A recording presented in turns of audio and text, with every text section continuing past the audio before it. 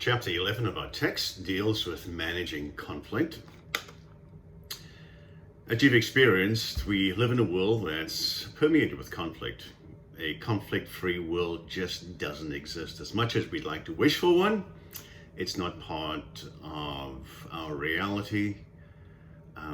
Even the best of communicators find themselves in situations where their needs don't match the needs of others, and there is conflict that ensues. So the fact that conflict is inevitable may be a depressing fact, but for the effective communicator, we realize that even though it's impossible to eliminate conflict, there are always ways to manage it effectively in such a way that it leads to a healthier, stronger, and more satisfying relationship with the person that we've engaged in this conflict. So let's look at it specifically in terms of the first section of the chapter deals with what is conflict. Now, defining it is relatively easy. You can see it. Restrained discussion, a loud, angry shouting. It takes many forms. Sometimes conflicts are expressed through hostile, deafening silence, as in unspoken feuds of angry couples. Sometimes it's physical fighting between friends or even total strangers. All interpersonal conflicts share certain features. And here's the definition. Conflict is defined as an expressed struggle, first, between at least two interdependent parties. That's the second part that we'll unpack here in a few minutes, who perceive incompatible goals. That's the third part. Share scarce resources is the fourth part, and an interference from the other party in achieving their goals, and that's the last part. So let's unpack that definition so we can fully understand what conflict is. The first is the expressed struggle. All people that are involved know that some disagreement exists.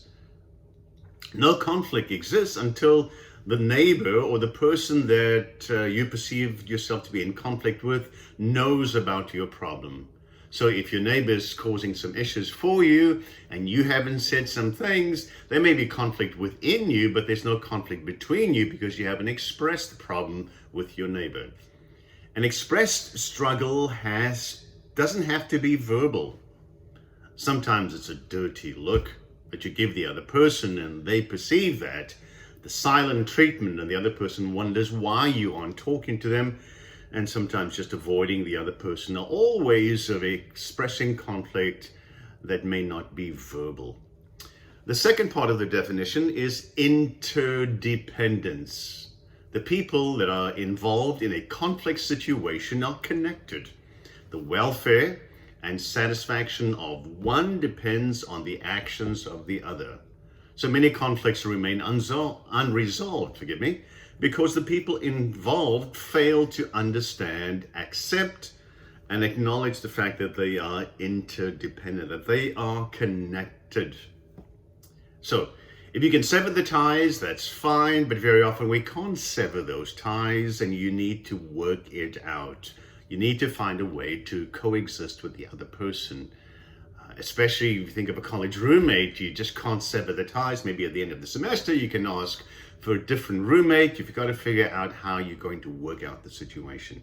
So express struggle, interdependence. Third is perceived incompatible goals.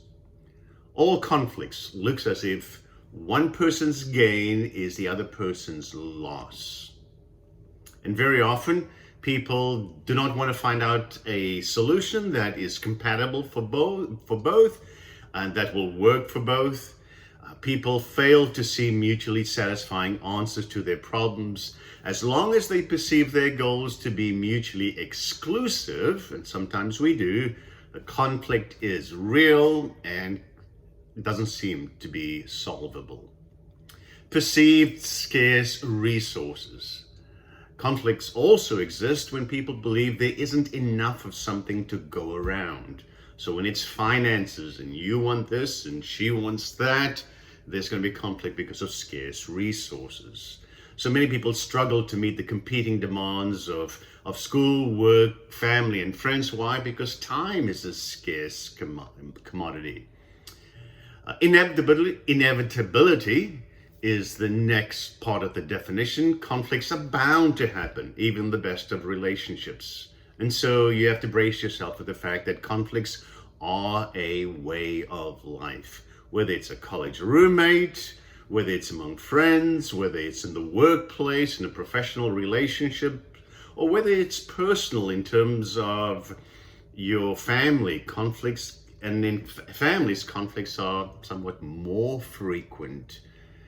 Whether the topic is money, being on time, who does what chores at home, how to handle relatives, how to balance family and work responsibilities. So, because conflict is inevitable, the challenge is to handle them effectively when they do arise so that all the parties are satisfied with it. Unhappy couples tend to argue in a way that is destructive. Very often they are more concerned about defending themselves rather than solving the problems. They have no empathy for the other person, and they very often use evaluative you language, and they ignore each other's relational message, and they fail to listen very carefully. On the other hand, satisfied couples handle their conflict more effectively. They recognize that disagreements can be very healthy, and know that conflict needs to be faced and worked through, and that it can lead to more satisfying relationships. So they use skills as perception checking to find out what the other person is thinking. They are willing to admit their mistakes.